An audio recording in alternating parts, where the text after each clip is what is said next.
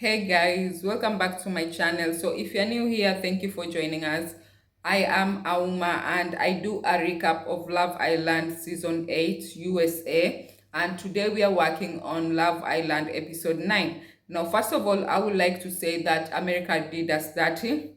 They did the absolute worst, and I am appalled with how they voted. I actually thought they were going to vote smartly, but again, they made a mess out of everything. Now, my my choice would have been Saul with Casey. My choice would have been Caleb and Anaya, and Jen and Gabriel can do whatever the F they want because I want them out of the villa next week start, to be honest. Now, because they are both giving us nothing. Gabriel is just having a time of her life and his life and spreading like mouth jams all over the place. And Jen is giving us nothing. Blunt. Now, look, if Saul would have been like partnered with Casey, first of all, Casey had already said that she looked like his ex.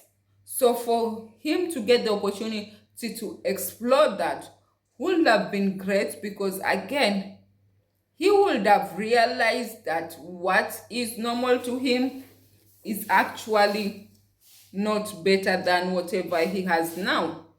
That his type doesn't necessarily sometimes work, and what he has with Anaya is actually something special, and he should work on making sure that he maintains it.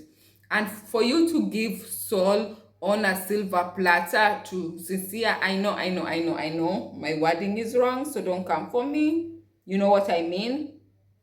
So for you to give Saul to Sincere is basically giving Sincere an opportunity to play in Mel's face, and not just Mel's face, in Saul's face, because now he's going to two-time those girls like relentlessly, especially with the excuse that I didn't pick Saul, America picked her for me. So I'm just getting to know her because America said that I should get to know her, but my connection is with you. And then go to Saul's face and say, I think America saw that me and Melanie are not a perfect match, and they felt like we would be a perfect match. So I want to see what America saw with us. So I am open to getting to know you fully. Like we've seen the signs already, they're there. He's going to have a time of his life, and right now, you are going to be the excuse. And I heard that shit. I heard that you rewarded him for his bad behavior. But then again, did I expect anything less? Honestly, no.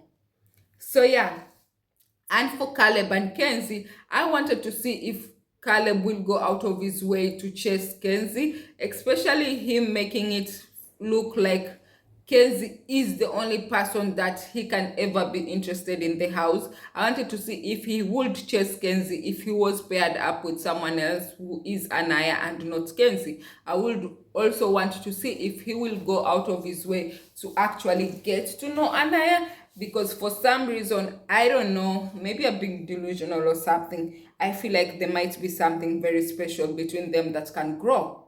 I feel that. I honestly do feel that in my gut. I feel like they can actually make a very good couple. But it's sad to see that I feel like they will never give each other the time of day or the opportunity to do so. Especially knowing how Anaya is moving and knowing that Caleb has no interest at all on someone that looks like Anaya. Now, for who? For Melanie and Corbin, I don't know. I'm not sold. I don't think that they are even 10%, 20% in whatever like attraction they say that they do have for one another. I feel like they are just using each other as place cards. I feel like the minute something else comes better, I feel like Corbin is going to jump ship, and I feel like Melanie will always end up going back to Sincere unless Sincere is dumped out of the villa. Do we need to do that for her? No. At this point, I feel like I want to Sincere to continue staying in the house so that Melanie can open her eyes and see how problematic the guy is, how toxic the guy is. And I like that Anaya told them that they were very horrible at communicating, that they had a very toxic relationship. I love that she told them right straight to their face. And even though they laughed about it and ended up having coochie, whatever, having schmecks after or whatever they were doing,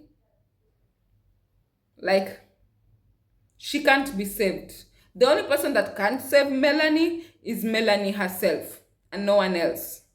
At this point, girl, do you continue being played a fool, continue doing this, because even after the whole thing and him being paid for being messy and not being sincere, like, at least I could have gone to Jen and asked Jen, why exactly are you saying this? Why did you pick him, or why did you pay him? What is your friend telling you? Because it looks like you're very scared to speaking with Saul, and even after like the pie challenge, for you to tell like who Sincere that you are going to speak to who?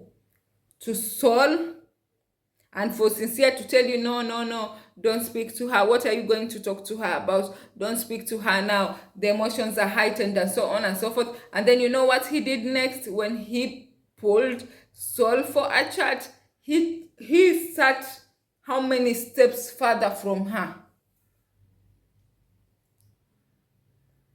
Because he knew when that chat happened, whatever he has been telling Melanie is not exactly what Saul is going to tell Melanie. And he wanted it to look like whatever Melanie will come with after she has spoken to Saul, he can say, ask her if today I did anything with her. Ask her if I touched her. Ask her if I even hugged her. Ask her if I even kissed her. I'm done exploring that. You never tell a two-timing whore that you are going to speak to his side piece. You do it. And tell him after the facts.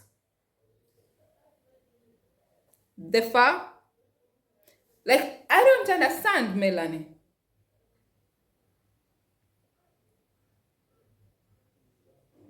I don't understand, Melanie. Like, you keep on rewarding this man. America is rewarding this man. The people in the house are rewarding this man. The Melanie and Saul are rewarding this man. The boys in the house are rewarding this man by telling him, you know what, you gotta explore, man. You gotta explore. Like, if your house is burning, you will never know your house is burning unless you're in your house. You will never know a pig is a pig unless you will never know a fish is a fish. You will never know. I don't know how many metaphors they have used, but everyone keeps on rewarding this man and keep on praising his bad behavior, and I'm not here for it. I'm not here for it.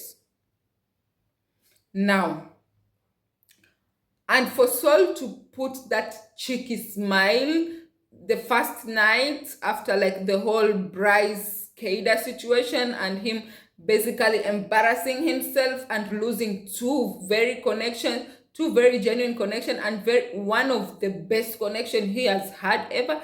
He stepped into that house, and I am pissed at Bryce because I'm no longer going to see those Zach Bryce edit because of his dumb shit and his... Don't piss me off, Bryce.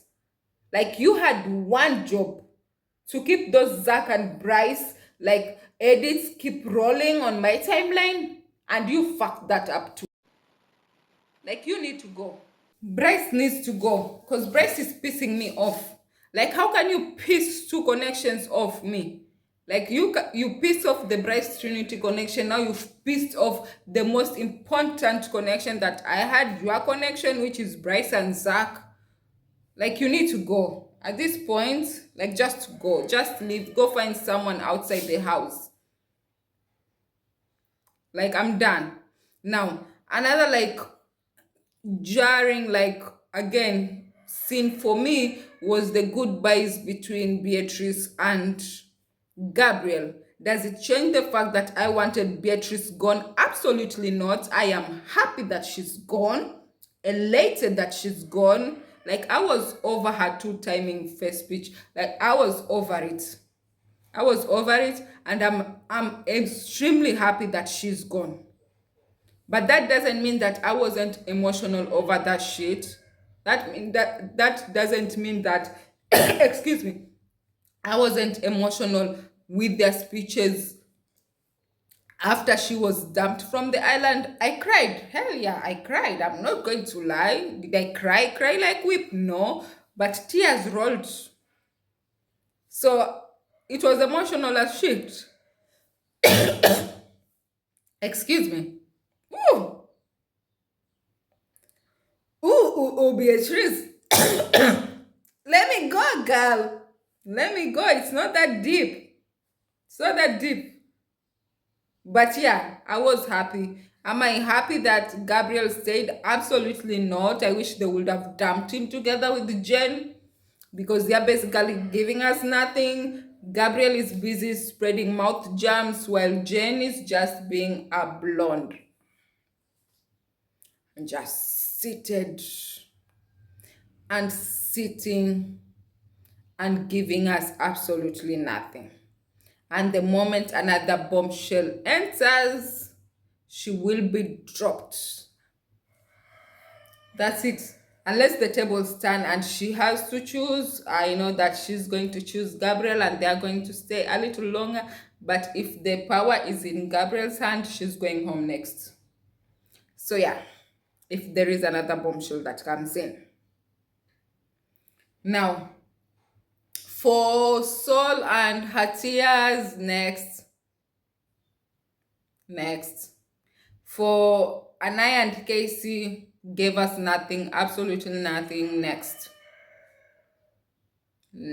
At this moment, can Casamo just come tomorrow? At this point, can Casamo just roll in?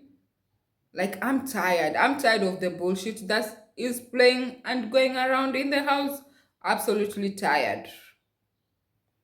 Kenzie, again, I hated the trying to buddy befriend Saul because now you are scared that Corbin might actually leave you for Melanie, and now because of that you want to hurt Melanie by forming a friendship with someone who took your friend's man. You know, I came across a TikTok that said that white women can't be friends with people, not just black people, but even their own friends, their own people from their own race. And I'm like, I'm starting to see it. Because I don't care even if Melanie did you dirty, it doesn't mean that you should go ahead and basically go and befriend someone who is trying to pursue her man and then tell that person that you can tell me absolutely anything. You can tell me absolutely anything. So does it mean that she can tell you everything that goes on with her connection with Saul, so that if there is doubts, you can go and tell Melanie so Melanie can stop pursuing Corbin and continue pursuing Saul? Or does it mean that you want to relish in the fact that Cynthia is absolutely obsessed with Saul and doesn't want Melanie, and for it to come off like Melanie is forcing herself on Cynthia so that you can relish that fact? Like, I don't understand the reason as to why you will tell this woman that you can tell me absolutely anything. I don't understand. I don't understand. And you know what? Because I feel like, again, I feel like Caleb is a very mature man. I feel like Caleb knows exactly what he wants in life, where he's going, and he has everything planned to a T. I feel like when he's now connected to Kenzie, he will know that Kenzie is nothing but, let me be kind. He will know that Kenzie is not someone that he can actually see a future with. So he will drop her the next minute another blonde comes in. A genuine blonde at it. A real blonde. So yeah. No. And I feel like Kenzie will go man after man after man, because I think I made a mistake yesterday. I think it was Zach, Sean, Gabriel, Corbin, now Caleb. Maybe 7 is the goal, or heaven is the goal. But yeah, I don't think. I think also Kenzie is going to, like, if she continues staying in the house, I feel like she's going to lose friends, the girlfriends, the way she's losing her men. Yeah, I feel exactly that. She could have stuck with Zach. But then again, she's very greedy. She's very greedy. I think she's worse than sincere, and that's a lot coming from me, because she's never satisfied with what she has. She always wants to put something on the side so that she seems like she's actually the hot cake.